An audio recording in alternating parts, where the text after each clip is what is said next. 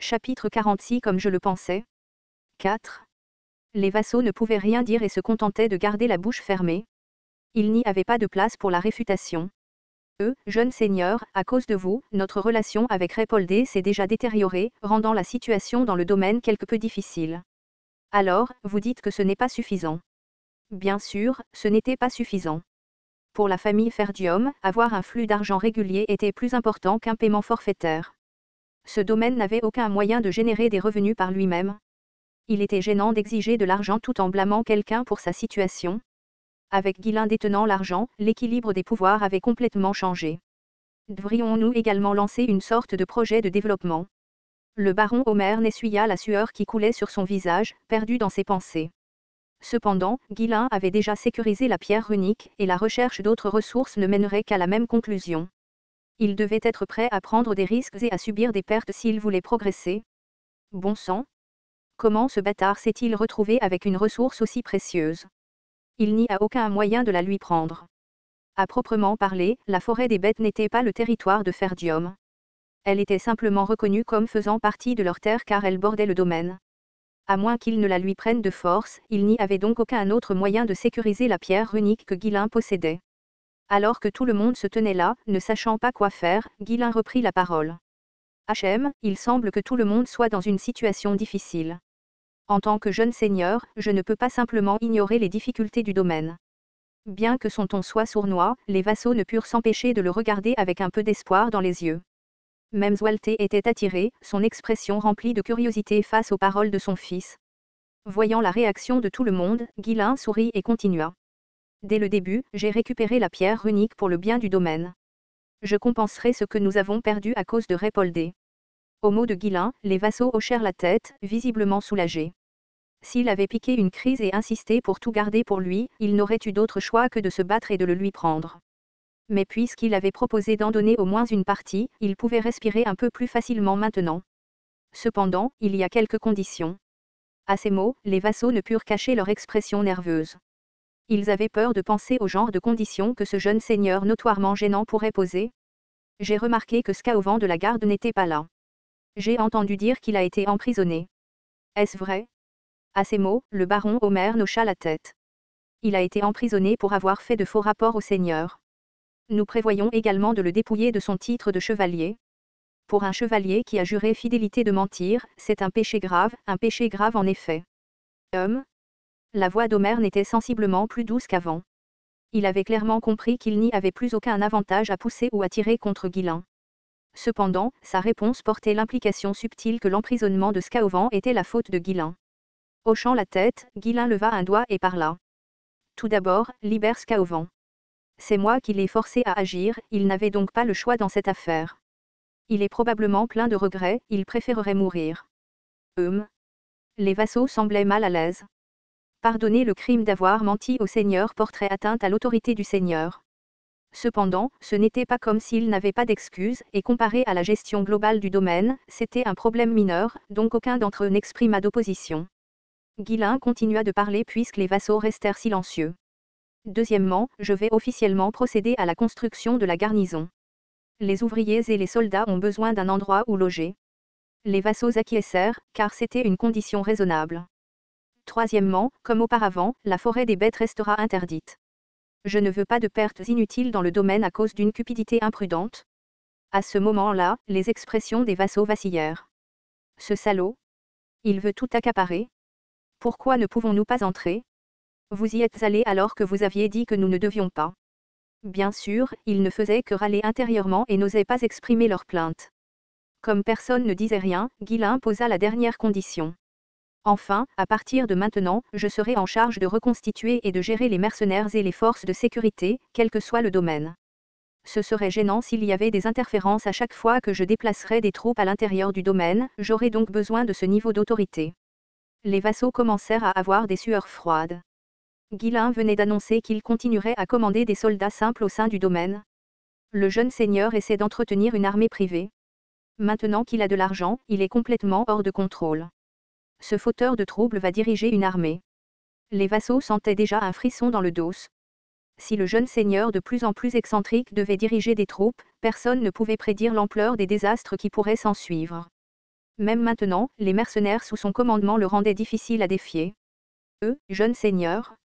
Je ne suis pas sûr du reste, mais diriger des forces séparées. L'un des vassaux rassembla son courage pour parler, mais Guilain répondit sans détour. Alors, que diriez-vous d'annuler tout simplement? Dois-je partir? Je suis tout à fait d'accord. Absolument pour. Le vassal fit rapidement marche arrière et se retira à son siège. Oh, je pensais que tu t'opposais à moi. J'ai failli me blesser. Tu sais que je suis sensible, n'est-ce pas? J'allais partir. Imbécile, tu feras ce que tu veux de toute façon. La menace subtile fit maudire intérieurement les vassaux en baissant la tête. Qui parlera contre mes conditions? Guilain leva légèrement la main en demandant, mais personne n'osa répondre. Il n'y avait pas de plus grand acte de tyrannie, mais rien de bon ne sortirait de la provocation du jeune seigneur. Après avoir attendu un peu, Guilain sourit de satisfaction et regarda son père. Il semble que les vassaux soient tout d'accord avec mon opinion. Maintenant, père, s'il vous plaît, prenez votre décision. Pour une raison quelconque, ce sourire semblait méchant. Zwelte eut un sourire amer. Il a vraiment changé? Lorsque les plaintes sont arrivées de Répoldé, Zwelte avait pensé que Guilain avait de nouveau provoqué un incident majeur. Cette fois, il avait prévu de ne pas laisser passer l'occasion. Cependant, Guilain avait accompli suffisamment de choses grâce à des actions audacieuses pour compenser toutes ses erreurs. Bien sûr, il était toujours difficile de lui faire entièrement confiance. La chance a probablement joué un grand rôle dans ce récent succès également. Combien de personnes avaient envisagé de développer la forêt des bêtes au fil des ans? Zwelte le savait bien, car il avait lui-même évalué les risques et les avantages. La découverte de ressources aussi rapidement n'aurait pu se faire que par un coup de chance. Il est vrai qu'il a accompli quelque chose de grand. Zwelte hésita un instant. Bien que Guilain ait réussi cette fois, rien ne garantissait que les choses continueraient à se dérouler sans problème à l'avenir. À quoi bon une immense richesse si l'on devait mourir jeune? De plus, son fils était l'héritier à la fois du domaine et de la famille. Sa vie ne pouvait pas être prise à la légère. Si Zwelte devait l'en empêcher, il devrait le dépouiller de toute autorité et le faire maintenant. Mais en tant que père, il ne voulait pas écraser le potentiel que son fils commençait à peine à montrer. C'est une demande excessive, mais ce n'est pas non plus totalement déraisonnable. En fin de compte, il s'agissait de savoir s'il faisait confiance ou non à Guilain. Sa conduite passée avait été si imprudente qu'il était difficile de lui faire entièrement confiance en se basant uniquement sur son comportement récent. Cependant, si Zwelte refusait de lui faire confiance et le poussait plutôt dans un coin, les choses pourraient tourner au désastre. Guilain était déjà venu avec des troupes à la remorque, présentant des exigences extrêmes à son père et aux vassaux. Il était clair qu'il était prêt à une confrontation physique si nécessaire. Mon fils a-t-il toujours été comme ça? Zwelte regarda à nouveau son fils comme s'il le voyait pour la première fois. Guilain se tenait là, confiant, comme si la décision de Zwelte n'avait aucune importance. Ce que Zwelte ne savait pas, c'est que Guilain faisait en réalité tout son possible pour gérer les choses aussi facilement et poliment que possible. À l'époque où il était le roi des mercenaires, Guilain avait agi de manière beaucoup plus impitoyable et violente qu'à présent. Après avoir réfléchi un moment, Zwelte poussa un profond soupir et parla. Très bien. Je vous accorde ce que vous voulez. Faites ce que vous voulez. Monseigneur. Frère. Tous les vassaux se tournèrent vers Zwelte, choqués. Aucun d'entre eux ne s'attendait à ce qu'il accepte si facilement toutes les conditions de Guilain. Zwelte jeta un coup d'œil aux vassaux étonnés et parla comme si ce n'était pas grave. Si je dois lui accorder l'autorité, il vaut mieux la lui donner complètement et lui faire confiance. Des concessions à moitié faites ne feraient qu'empirer les choses. Avant même que Guilain ne puisse exprimer sa gratitude, le ton de Zwelte devint brusque, rayonnant d'intensité alors qu'il continuait. Cependant, si vous causez du tort au domaine ou entravez la défense du Nord, je vous retirerai toute votre autorité et vous confinerai dans la tour jusqu'à ce que vous repreniez vos esprits. N'oubliez jamais que c'est votre dernière chance. Un tel pouvoir impliquait une lourde responsabilité, et Zwelte voulait s'assurer que Guilain le comprenne clairement. Ces mots, un mélange d'espoir paternel et d'inquiétude seigneuriale, firent sourire Guilain en baissant la tête.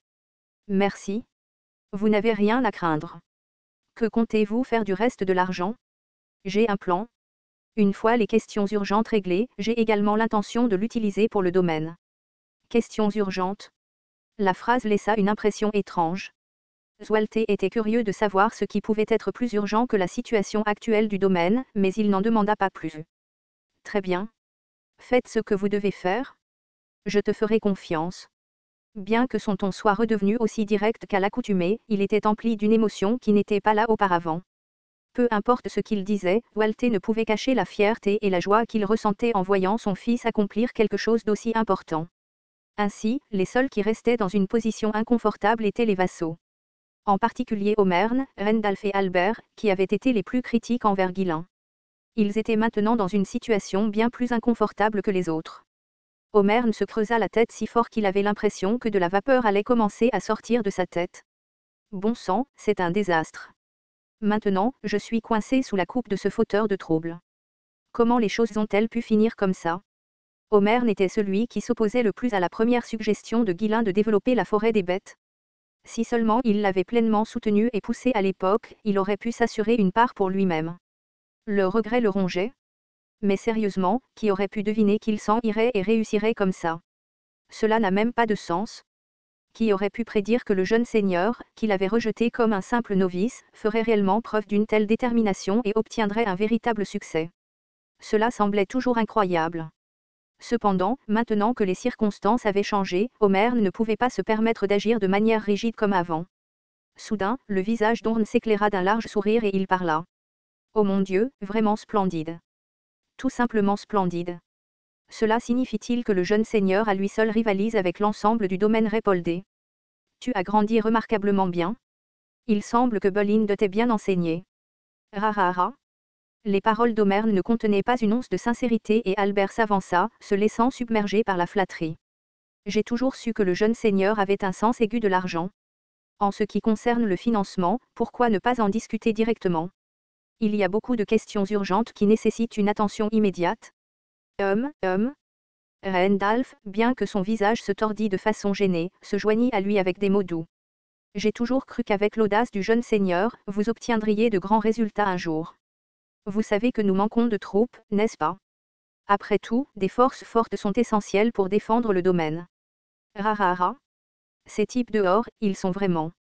En voyant les trois hommes changer ouvertement d'attitude et le flatter, Ghislain fit un petit pas en arrière, souriant. Avec vous trois qui parlez si bien de moi, je suis bouleversé. Je veillerai à bien prendre soin de vous à partir de maintenant, alors ne vous inquiétez pas trop des affaires du domaine. Ce n'est qu'à ce moment-là que les visages des trois hommes s'éclairèrent d'un large sourire. Indépendamment de la sincérité derrière les paroles de Ghislain, la promesse d'avantage fit fondre toute amertume persistante qu'il aurait pu ressentir. Il ne pouvait s'empêcher de penser que le jeune homme les avait complètement déjoués, mais que pouvait-il faire? Pour le moment, Ghislain détient tout le pouvoir, ils n'ont donc pas d'autre choix que de le suivre.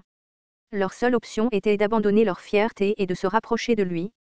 Omern, prenant les devants, saisit fermement la main de Ghislain et dit « Nous avons hâte. Oh mon Dieu, notre domaine a vraiment été béni. France est vraiment béni. » Ghislain retira doucement sa main de la prise d'Orn et se tourna vers Walter. « Père, s'il te plaît, ne t'inquiète pas trop pour le domaine à partir de maintenant. Je m'occuperai des choses pour que tu puisses continuer à te concentrer uniquement sur la défense du Nord, comme tu l'as toujours fait. » Rara, penser que tu peux dire quelque chose comme ça. Walter hocha la tête, une expression satisfaite sur le visage.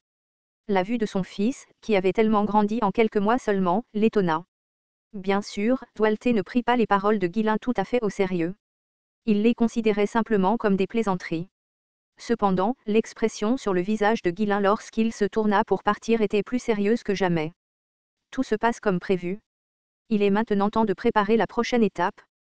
Il y avait quelque chose de plus urgent que le développement du domaine. Il était temps de se préparer à la guerre.